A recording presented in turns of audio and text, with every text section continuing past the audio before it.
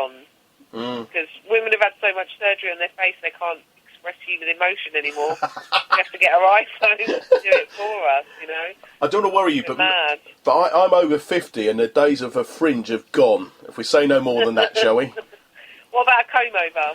No, it's not quite getting as bad as that. It's it's not quite as bad as that. I mean, this show you're doing actually was voted one of the top 10 shows at the Edinburgh Fringe. It was in the top 1% of shows that were reviewed. That was amazing. Yeah. So that's really lovely to have that, and people seem to really respond to it, and it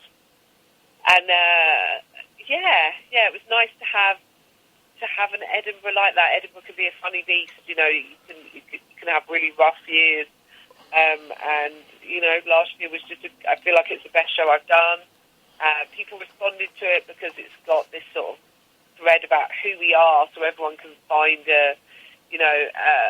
there's stuff about the Middle East as well. There's topical stuff about equality and the political situation. So I think, without it being too lectury, I hope. Yeah, that's good. I mean, I know, I've actually seen you write for the Metro newspaper in London. Yes, I do. Yeah. And you write about all sorts of subjects. Do you actually? I mean, obviously you're a great performer. Do you? And obviously you write your own material. Do you enjoy the writing or the performing but best? The performing of it, I think. But there's something really nice about the writing because I'm always writing. So I'm out and about in the world. I observe people. I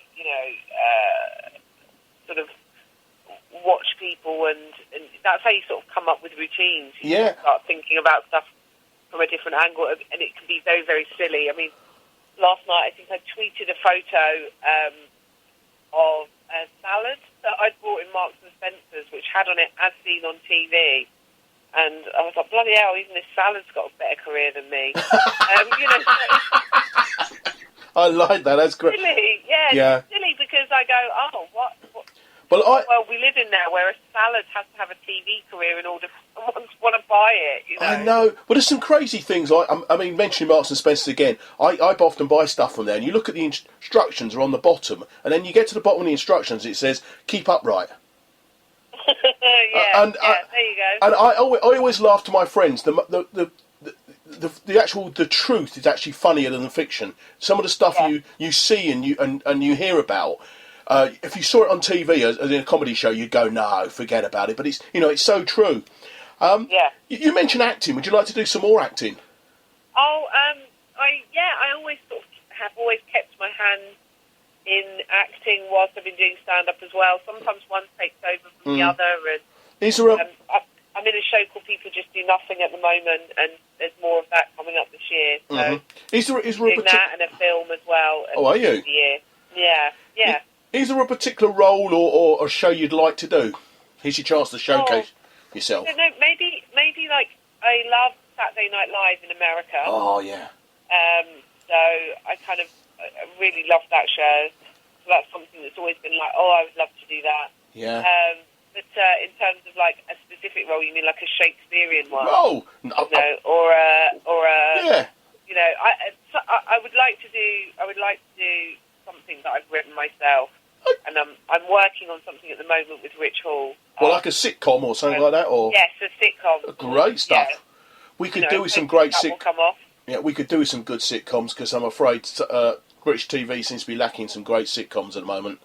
Yeah, I think so, and I think we could produce something really great. But it just depends on timing and who and what and all of these mix of things, you know. Yeah, I've got a script at the moment which is sort of going over to America, so we'll see what happens with that. Oh, well, good luck with that. So yeah, that would be the dream, really, to get something that I've written myself off the ground and be in it. So. Two last questions before I let you go. Who were your comedy heroes when you were growing up, and who do you look up to now?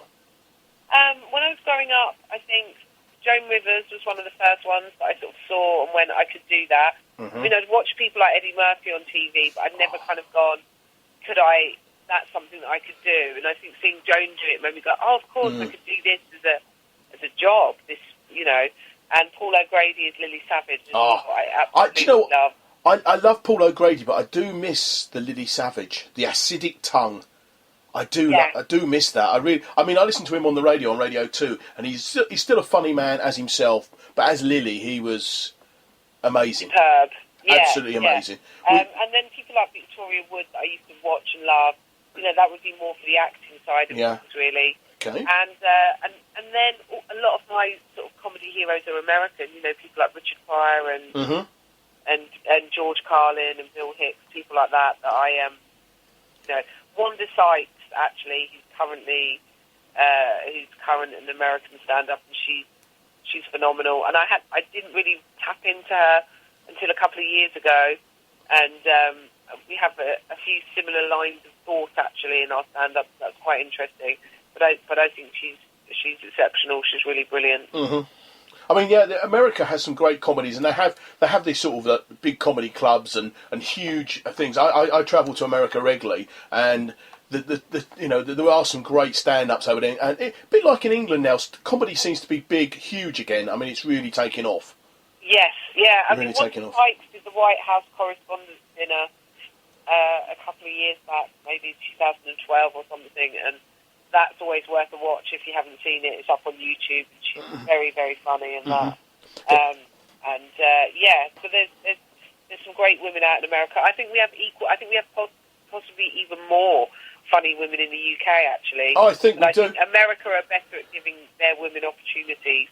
I think we're still a little bit behind the curve here. Yeah. And the final question, away from the comedy scene and the writing and the acting, what do you do to sort of chill out? Oh, that you can tell me about, of course. Squash, which doesn't sound that relaxing. Squash? I play squash. I go running. I'm getting into my books and reading. I've always been a big bookworm, so I enjoy reading for relaxation and playing PGA golf on my PlayStation. Really? Do you know, I'm the best golfer in the world on these games console. Give me a club, I'm absolutely rubbish. Oh, that's the problem as well. I'm really good at golf, but I'm so what you go out there. You mentioned you like a read. What sort of books do you read? Oh, well, I'm reading at the moment. I'm reading an author called. I'm actually reading a book by a guy called Tim Ferriss. Okay. And this is all about just kind of looking at life differently. And he wrote a great book called The 4-Hour Work Week, which was like a New York Times bestseller. It's interesting because a lot of the stuff that I do as a self-employed person, the stand-up, I already kind of do, but I'm reading that. And then if I'm reading, just for pleasure and just to fill my brain with exciting ideas and thoughts, I love Maya Angelou. She's one of my favourite authors. I'm sort of reading. I'm actually into one of Maya's one of her poetry books at the moment, but I love all her I Know Why the Cage Bird Sings and Gather Together in My Name. It's all of her autobiographical books. They're a really interesting way of getting into American history and civil rights as well. Mm-hmm. So those are the sort of things I'm reading at the moment. Okay. Well, let's quickly go through where people can see you locally. The tour's a huge tour. It's about how many? Loads of dates. Was it about 25 dates? I think, or something about like that. 25 dates. From right through to the end of March. But the what show we're going to talk about is at the Stables in Milton Keynes, or in Wavendon in Milton. Third show. It's your third show in there, on the tour. So you'll be well warmed up by then. It's on Friday the 4th of February, so it's only a few days' time. And and it's called the Madman Tour, and you can see Tiff-Stevenson along at the Stables. Absolutely great theatre. You'll enjoy it there. Yes, I've been there before a few years back, and it was really lovely, and I really like the crowd as well. Yeah, because they're right on you, aren't they? It's very close to the stage. The audience is very close to the stage. You can kiss them. I might try and kiss them. Well, hopefully, if I'm there, hopefully you don't kiss me. Well, no, actually, we won't say nothing there. Anyway, thank you very much for your time today, Tiff. It's been an absolute pleasure. Thank you very much. Woke up and the toilet was overflowing. Must call the plumber. Realised the kids needed swimming lessons as it's all got out of control. Luckily, the old windows gave out, so we all floated outside. Must get on to the glazers. And now the garden looks atrocious. Now, what was the number for that landscaper? Because you never know when a potential customer needs you, get yourself listed in your local flyer, the local business directory. Your local flyer, bringing businesses to your fingertips.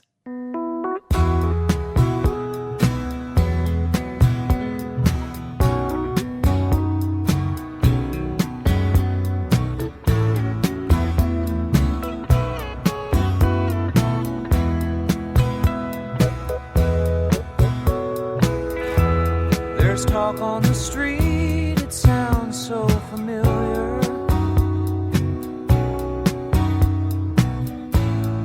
Great expectations, everybody's watching you.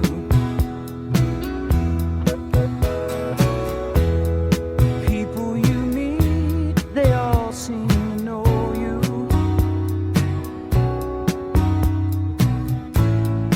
Even your old friends treat you like you're something new.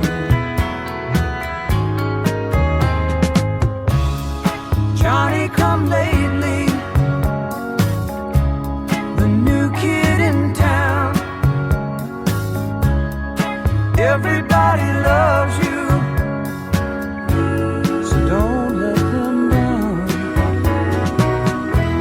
You look in her eyes, the music begins to play. Hopeless romantics, here we go again. But after a while, you're looking the other way. It's those restless hearts that never mend. Johnny come lately, the new kid in town. Will she still love you when you're not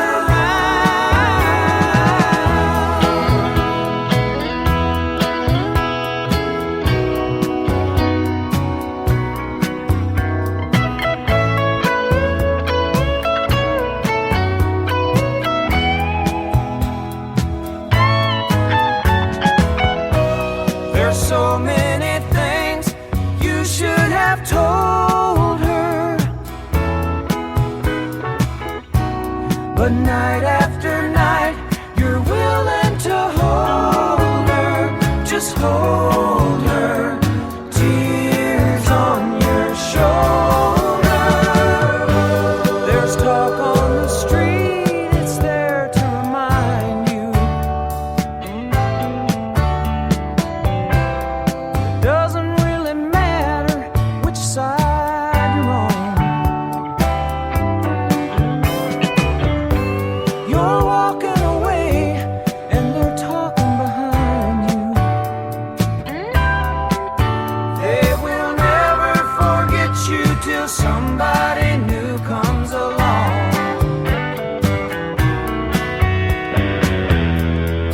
Where you've been lately, there's a new kid in town. Everybody loves him, don't they? And he's holding her, and you're still around. Oh my,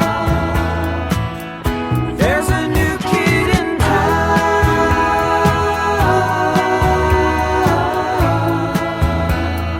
Just another new kid in town.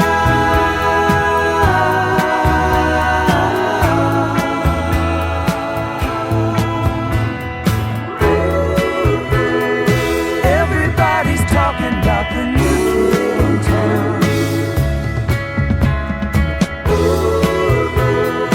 Everybody's walking like the new kid in town. There's a new kid in town.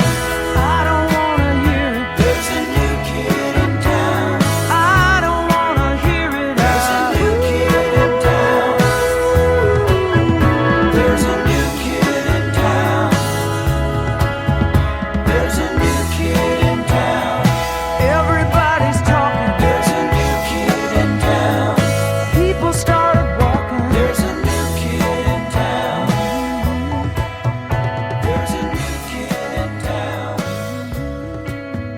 There's a You're listening to Seglo Sound, and that was as tribute to Glenn Frey of the Eagles, who sadly passed away last Monday evening. That was a new kid in town, and it's time to meet my next guest. My next guest on the show is a stand-up comedian and columnist, Shazia-mirza. Shazia-mirza. Shazia,